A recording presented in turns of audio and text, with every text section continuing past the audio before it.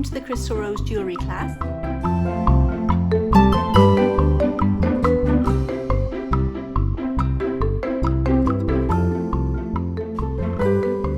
So for your Crystal Rose jewellery, you're going to need a pair of jewellery pliers. Now you can have a beautiful little set like this, or you can just have a standard pointed nose pliers. It's also really good to have a wire smoother, just in case you bend your wire too much. Look for one with a screw on that comes with replaceable plastic pieces, because it means you can rejuvenate it when you need it. You're also going to need some pretty wire. So I actually use these metallic wire reels. You can get them from Oasis and good craft stores. This is 0.50 millimeter, and you get 100 grams worth of wire on there. They're not expensive either. I've also got two sizes of Swarovski crystals. I've got the 6mm and I've got the 4mm, and I'll put the quantities that you need underneath. Now, if you see them saying AB, that means they've got the Aurora Borealis effect, which gives you that really sparkly glint. So you can choose whether you prefer that or not. If you haven't got a wire cutters, you could always use a good strong scissors, whether it's a kitchen scissors or one for floristry. So you're also going to need a cake dummy. It can be a really old dummy like this one, in the size that the tier is going to be. But what I would always say is make it ever so slightly bigger for the jewellery, just in case you add extra sugar paste or you've got a greater circumference to go around. So this is essentially one piece of what we're going to do. Now it's got a tiny little crystal in the center and it's bisected by these. This is a really scruffy bit, it's really old. Make yourself a jig. So you make one piece and then you match all of the other pieces, the sections that you make to this. So the first thing we need to do, we need to make a twist. Now the twist looks like this, okay? It could be neater, I could neaten it up. And it's basically where you've twisted two wires together, but we're periodically threading on a bead. The first thing I'm going to need to do is to measure out my wire. Now I need to go roughly 2.5 times around the dummy, but you could go 3 if you're a little bit worried. But I know that works out as 124 centimeters. So I'm just going to measure this wire.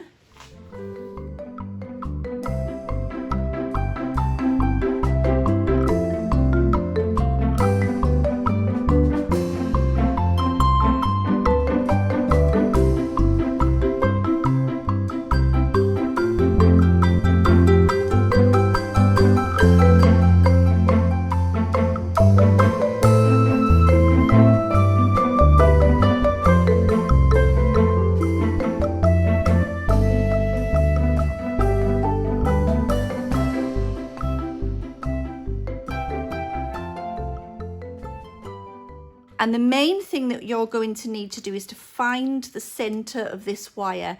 Now you don't want to bend this wire where you don't want it to bend. You need to keep it as smooth as you possibly can.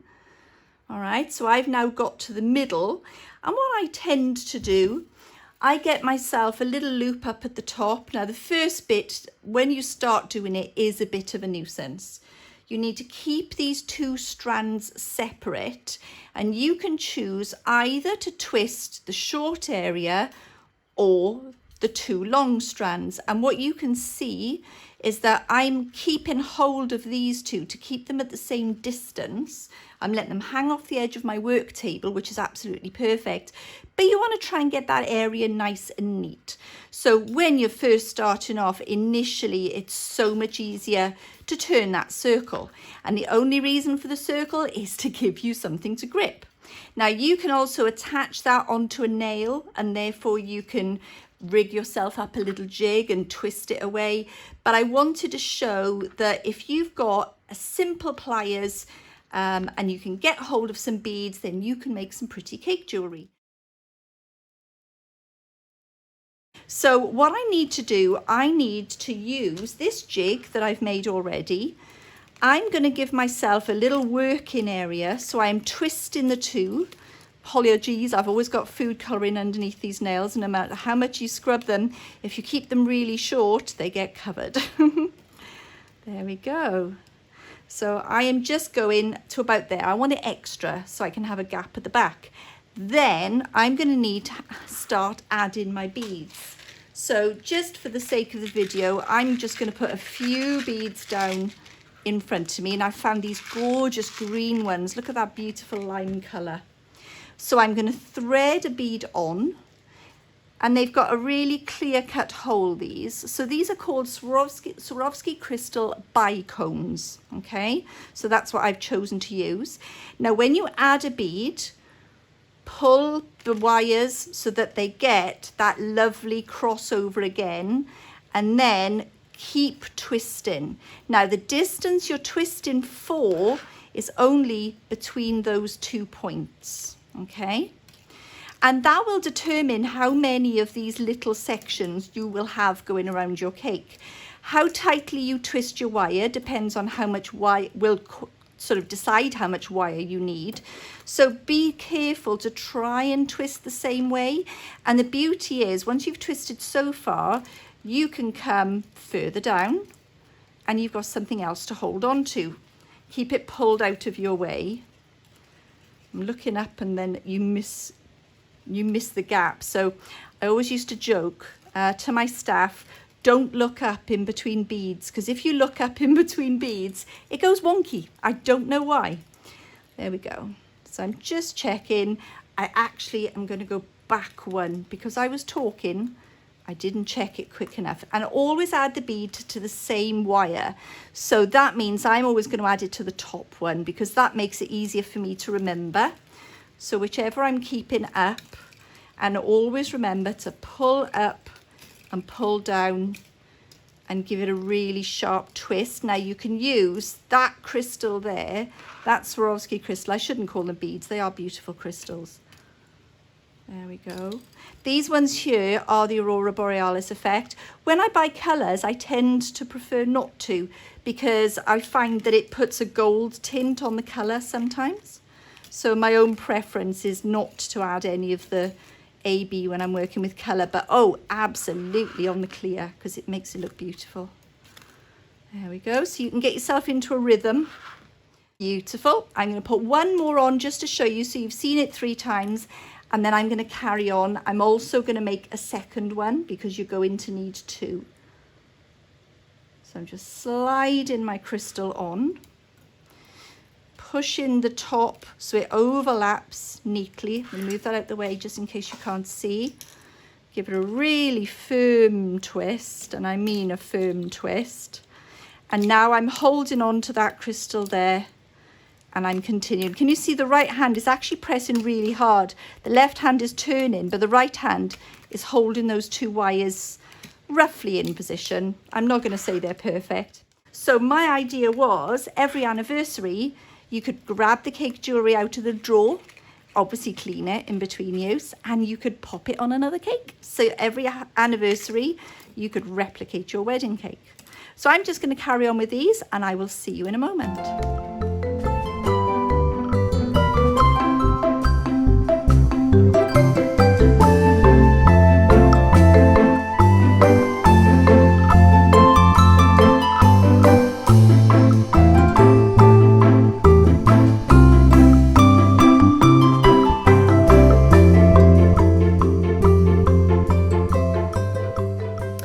I've reached the end of my wire, and what I've done is I have doubled back that wire and wrapped it around underneath the crystal. I'll show you that again in a moment. But what I also think would be a good idea to do, I liked to twist 2 crystals together to fix my jewellery at the back. I felt that was a nice way to do it.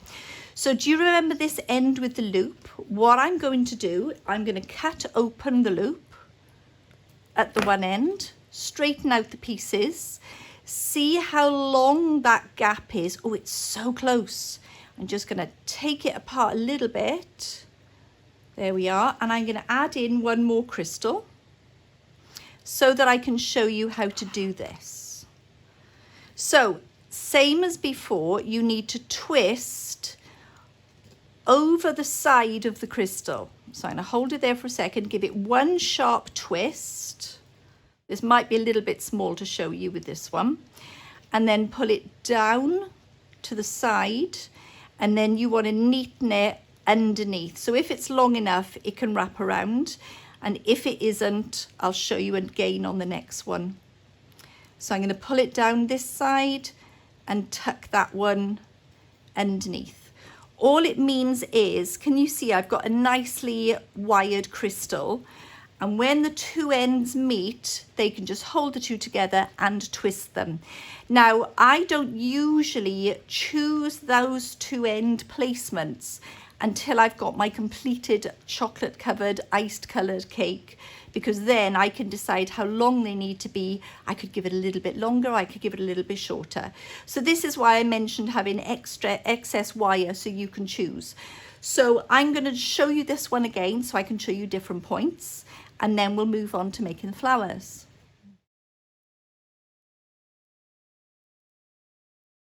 Okay, so I'm going to show you how to start with a neatened bead. So in order to use wire smoothers, I just thought I'd show you that process.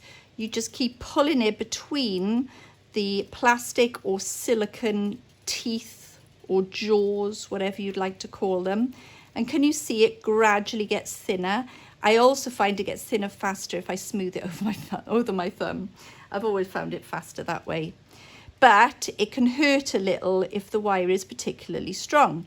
So you're going to give it a few sharp pulls, and then you smooth everywhere you've been over your thumb. So that's another way. So I'm going to show you a few different methods with this. So I'm going to thread one through. There we go. And when we get to the other end, I'll show you how to finish it as well. So on this one end, easy way to do it would be obviously to start with a bead in that curve, but turn it slightly sideways. So can you see that bead is sideways now? Because otherwise it's not going to face in the same direction as the other beads. So now I'm holding firmly between finger and thumb, one hand supporting, the other hand turning. And can you see the angle they need to be? You don't want to be one up and one straight. You want them to be at a V. A V angle is perfect. And then you keep twisting nice and firmly. And what I try to do is not stop until I've reached the next bead distance, because it gives you a more even kind of twist. If you move and stop, it's not very even. I'm just going to loosen a couple off. Just because I'm explaining, I'm not checking quite as quickly as I would have done. That's nice. Right, so I'm going to start threading another one on. So pop the wire onto the end. Got tired hands now from all of the bead twisting I've been doing today. Pull it up and down. When I used to teach these bead classes, which was quite often, it was a very popular class, people would have really tired hands, because if you're not used to it, all this twisting and winding, it's quite hard on there. And can you see a lot of the silver comes off the silver wire? But it's a very pretty one. Now, I also buy sterling silver wire as well. You can buy gold. But if you want to do it for just a cake decoration, you can keep your costs down and use the wires I've mentioned. There we go. Slide it in. So again, pull it up so that it frames the bead quite nicely. And then, oops, move the wires out of the way before you start twisting. And I try and twist continuously until I think it's long enough, so you can hold it over the top. Not so easy when you're trying to do this to camera. There you are, you can hold it over the top and try and keep going if you can until it's one long motion of twisting. Right, so I'm going to do this once more, and then I'm going to just carry on and come back to you in a moment. So you can see I'm keeping this nice and firmly moved. The left hand is moving quite quickly. The right hand is just staying still. Check it. Normally I could remember how many twists, but it's a little while since we've done these regularly. And then you just adding in that bead. The holes are fairly decent, but where we've got the reflective lights on, the crystal is shining so beautifully at me, I can't even see the holes. So I'm just going by feel, which is why I miss them sometimes.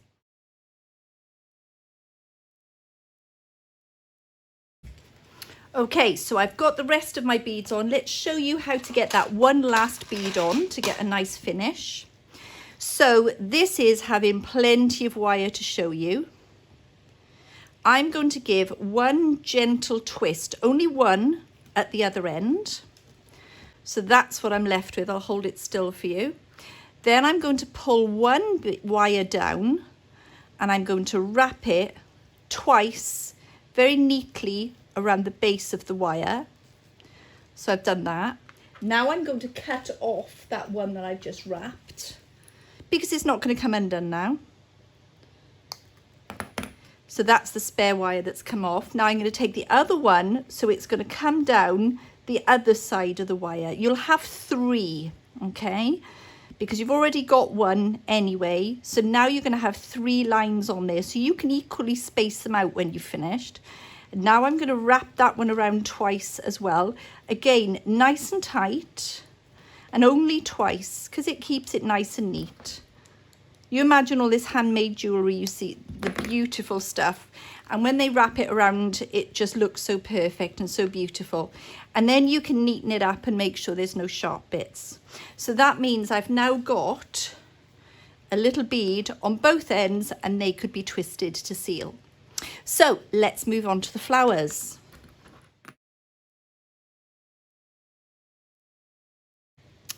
So this is one of my flowers. This is what we call the inside part. And this is made up using 5 of the 6mm. So it's 1, 2, 3, 4, 5. And only 1 of the 4mm. There we go. And you're going to need 20 centimeters of the wire first off. So I'm just going to cut myself 20 centimeters. You can make it slightly longer as well if you wish. And you're also going to need one which is 17 centimeters. Again, you can make it longer if you wish. So if you want these bracelets to be taller, just cut your wire lengths longer for this section. Now these I kept on a straight wire because I thought it would look quite nice. So here we go, the threading part when you can't see and you've got very, very hot, shaky hands because they've been twisting wires, and you'll get the wire shakes. That's what I always used to call them. So don't try and do an entire 3-tier wedding cake one of these in a day. They have no shelf life on these, so do them bit by bit. So that is my 5 times 6mm. Okay, smack in the middle, or as near as I can.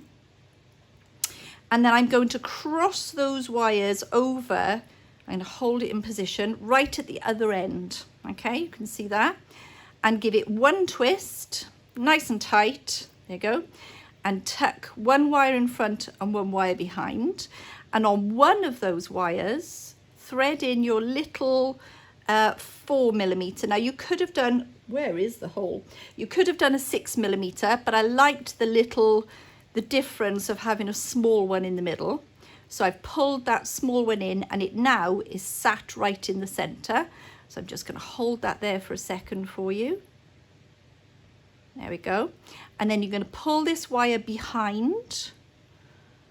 There we are. Can you see? Twist twice. You can tell I'm used to sugar craft lately, can't you? I used to make so many of these and my hands get tired now. We're talking about 15 years ago. So now I've pulled up the gap at the back. So I'm going to need to thread this underneath the one that's already there, like that. And that's not enough. You need to support it. So push the wire back down. Still not enough. Grab, this is the next wire. This is wire 2. This is wire 1. Wire 1, wire 2. So I'm going to grab one piece of wire 1 and one piece of wire 2 and twist them together. Then I'm going to carefully turn the flower around and do the same on the other side. So twist one, twist the other. There we go. Straighten them out. Can you see how beautifully your hands can straighten them? But if you don't enjoy doing that with your hands, you can use your wire smoothers. There you go. So that also straightens them. And you want to try and keep those as neat as you can. So with these, we'll have to zoom out again in a second. You're going to need 2 to twist, and then you're going to have at least 1, 2, 3, 4, 5, 6, oh, hang on, 1, 2, 3, 4, 5, 6, 7, 8. I think it's got to be 9. You could even put 10. So I've gone ahead and made some, and I'm going to zoom out the camera just so we can start assembling. So now I have all my bits and pieces and I'm ready to start wiring up. You want to try and get these as straight as you can. I understand that they're wires and they're going to try to wiggle a little bit, but try and get them as straight as you can. And what we want them to do is to line up as much as possible. They're not bad actually, considering I haven't done this for a while. I'm actually quite pleased with the way it's done. You can also, where I've got this measurement board, you can use the measurements. Okay, so let's put them to the right distance. So we are talking, I think I did it, yeah, roughly 5 centimeters. Now on one of these measuring boards, the heavier line, the more solid line is 5 centimeters. So that's going to give you a good basis. We also know that we want this little thing to sit quite nicely in between as well. So the best thing to do is to get it into the middle and find one. Now I was always more comfortable attaching it around the top right first. So I would hold my wire and ever so carefully and as neatly as I can, but leave it attached. And I haven't pulled it tight. So can you see I can adjust it, I can move it. This one is probably the very, very first ever one I did. So can you see I knew I did that too short. So it's called Learn by Your Mistakes. I'm leaving that there just so you can see it. And then when I've got these measurements, I will transfer it over. So let's get this on a 5 centimeter line again. Now, top is fine. Bottom, we're getting roughly in the middle. So I'm going to do the one opposite that I've done. The first one is the hardest because you really need to get that in a neat place, don't you? So I'm just going to hold that very carefully. You could also suspend your wires, pop a nail down and suspend the wires around the nail.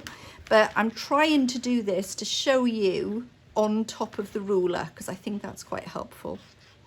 So 5 centimeters there and there, making sure it's in the middle. Okay, quite happy with that. So now I'm picking up the next one. You can hold on to the wire so that nothing's going to move. And that way then, if luck will have it, it's kind of close enough. Well, I know this one's not going to be great because I could feel it was moving. So what I'm going to show you how to do is how to fix it if one doesn't quite sit where you want it to sit, which is always one. Always one. There we go. So there's one there. This one needs to go down here. Now I think I need to give him ever so slightly longer because I know the other one moved too much for my liking. So what I'm going to do is show you how to unravel one and slide him across. So this is our culprit here. That's the one we don't like. I'm just straightening that wire slightly. And of course you can get your wire smoothers on all of these. I think it's because I changed the direction and I changed the position I held it. So I don't actually like that one. So get your wire smoothers. Make sure it's not your wire cutters because there'll be tears before bedtime, as we say. There we go. So get that nice and straight again. And I pull it up and over and I find that straightens it quicker. Pull these back together. Make sure everything's in the right place. And I don't tighten anything until I've put all of them on. Because this way I've got movement. I can wiggle it around. I'm happier with that. Right. Okay. That's straighter. Can you see? So we're going to hold it slightly longer. It's a good wiggle, this first one. It's only the first one is a nuisance. The rest is so much easier. So I'm going to pull it tightly onto that one because I think that's where the issue was. It was too loose. And you leave all of these bits loose and then you can move to the next one. So all I do is I straighten them all up as I go. Don't leave it all till the end to straighten because you keep your measurement there. So if you've got a quilting ruler, you can use one of those. You could get a piece of paper and draw 2 parallel lines 5 centimeters apart. That would work beautifully as well. So it's whatever works for you, isn't it? So I'm now going to work next to the other one. And what I find is sometimes I'll do my flowers ever so slightly differently. So if you pull slightly tighter on one than on another, there we are, that'll match. So that looks like it matches beautifully. So make them sit next to each other like for like. So you're looking for the center of this 5 centimeter square, and you're looking for these 2 lines to sit on the 5 centimeters. I know I'm repeating myself, but it's better to repeat myself and show you a couple of times. So I'm holding onto that wire nice and tight, 2 twists and check, always check. But as I said, it's going to be easier from now on in because you've already attached one, that evil one. Now I'm going to go down to this side first because I don't want the tension to change. By the tension, I mean I don't want it to be pulling it tighter in one place and not the other. So obviously, if you like this tutorial, tell other people about it. Because it's nice to sort of share around the information. And the more people that do it, the more people that buy the tutorial, the more time I get to make tutorials. So of course I've got my Patreon as well. So you could always become a Patreon member because they automatically get full access to all of my online tutorials, including my paid for ones. So they don't just get the YouTube ones. There we go. So I'm adding that in, and it's a new thing, my Patreon. I've only just started. There we go. So can you see? So we've now got 4 on there. I'm liking the color combination. I love silver and green. So I'm going to continue. I'll record a little bit.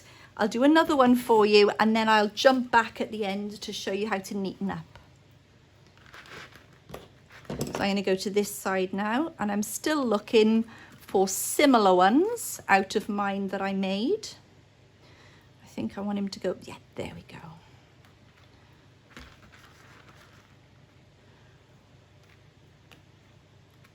But keep measuring, always keep measuring, and you'll get a much nicer result if you measure.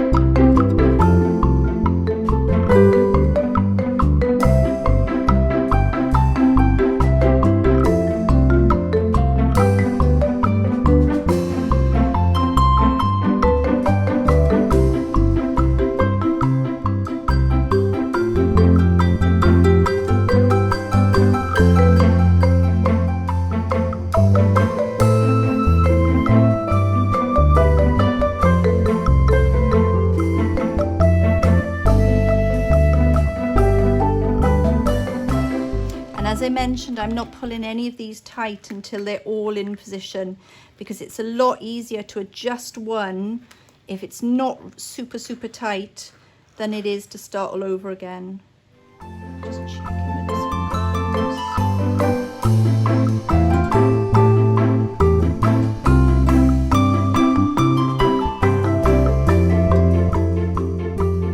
Right, there we go. So that's 3 on there already. And as I said, we'll straighten these up when I come back.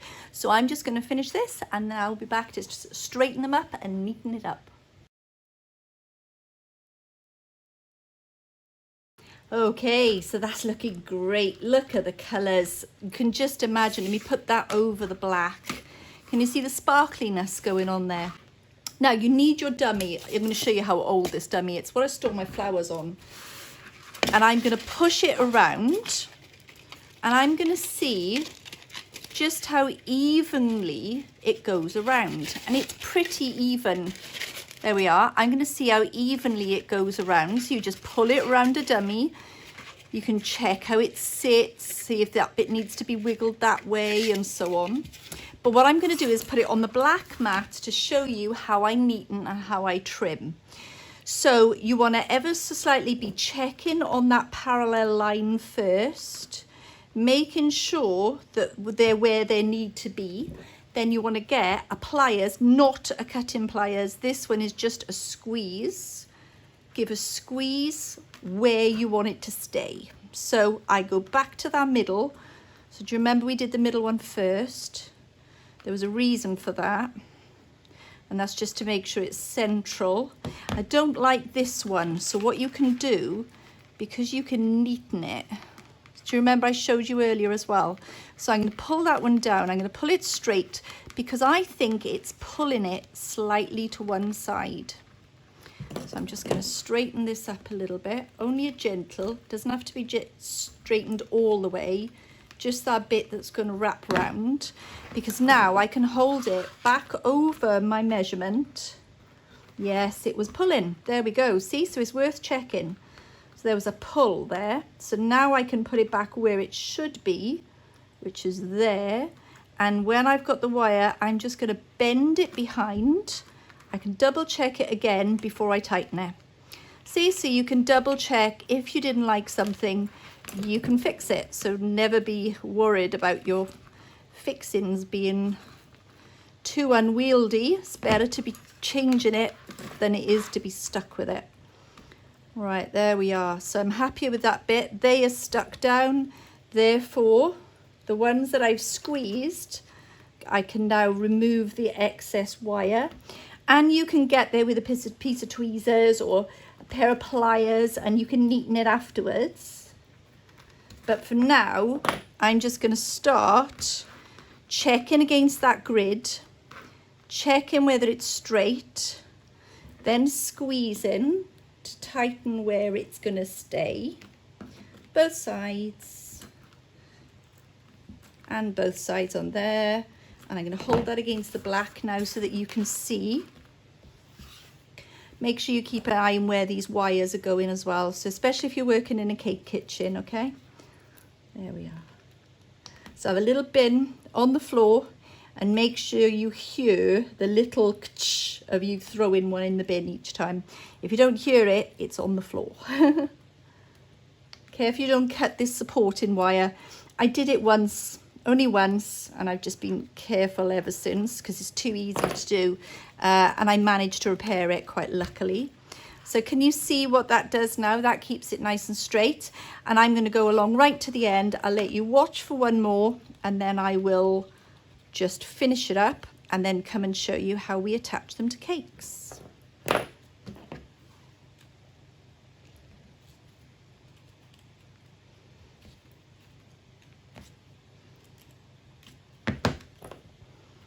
I will tell you while I'm showing you this, actually, I first saw all of these gorgeous tiaras that the brides were wearing, and all I could think of was cake. I could just see these tiaras wrapped around a cake, and nobody was making them. So I started making them, and I mean, we got approached by all sorts of different people to produce them commercially, but it's not a handmade original if you can buy it on a wedding website, is it?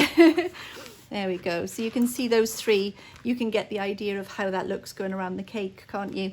You can, of course, literally put the wire going around the cake, straighten it up after you've done it. That actually looks really nice. And I wind this over flower arrangements. So if this is my flowers, I wrap that around instead of bullion wire so it matches this. Bullion wire is just wiggly wire. There we go. Bullion because it looks sparkly like jewels when it's wiggly. There we go. So that little red cake that you saw is about 15 years old on the front. So we'll get a new picture on the tutorial.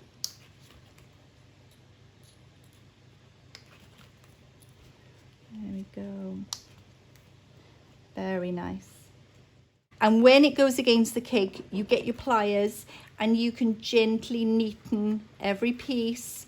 And I just want to show you, this one's too loose. So do you know what you can actually do to straighten it up? You hold it and twist it in the direction you wrapped it. So now it's tighter. So if you've got one that's too loose, there we go, there's another. So all I'm going to do, actually no, he's okay, but all you would do is twist in the direction you want it to tighten.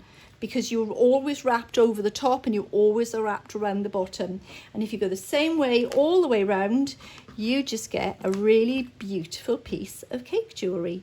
But it is something that they could take off and then they could use in a future wedding or a future family event. So there we go. So I have now got my lovely cake jewellery. So we will show you how to put it on a real cake, but I need to just show you first why you make it too long. If I just twisted it now and ended it there, which it would fit, there's no icing on this cake. So that cake would literally need to be an exact 6-inch round, which is fine, but we don't want it to do that. So what I tend to do, I would add an extra one, but all I would be doing would be attaching it to there and there, leaving these 2 wires loose. Then I will be fixing it to the cake and finally attaching those last 2 wires. And you can cut them much shorter, and all they need to be is tucked in, just so that your bride can give a nice twist at the end and take the one off. Another thing you can do with your jewellery is tighten it. So you can place it on the side of your cake dummy and you can squeeze it into position all the way around, and that's when you can sit and you can straighten, so that you don't have to do that when you've got the real cake. So it's a nice way of neatening it. But I tend to store them ever so slightly curved rather than flat, because they get used to the shape of the cake. The other thing you can do is to gently pin it to a cake dummy. So this way then it can be stored or posted on a cake dummy, and that would stay beautiful for your client.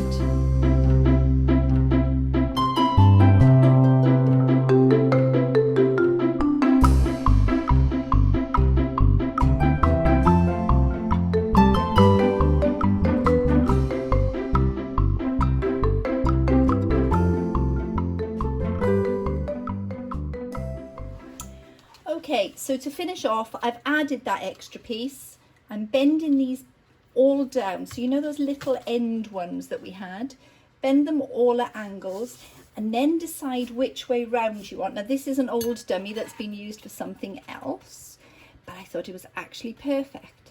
And as you can see, all you do is overlap them.